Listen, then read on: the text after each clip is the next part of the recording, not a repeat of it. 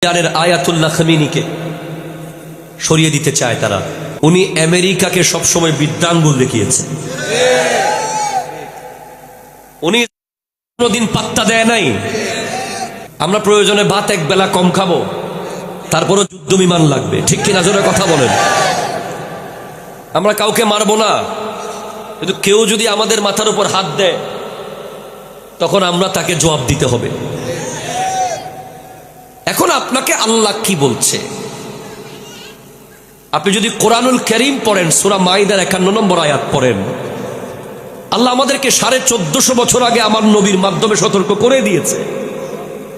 শুধু আমরা লেখাপড়া করি নাই, আমরা কোরআন শরীফ পড়ি নাই, আমরা টেন্স পড়েছি, আমরা প্রিপোজিশন পড়েছি, আমরা সেন্টেন্স পড়েছি, আমরা a+b² পড়েছি, আমরা ডিকশনারির উপর ডিকশনারি মুখস্থ করেছি। আমরা কোরআনটা পড়ে দেখি নাই, যদি দেখতাম ওখানে স্পষ্ট লেখা আছে ইয়া আইয়ুহাল্লাযীনা আমানু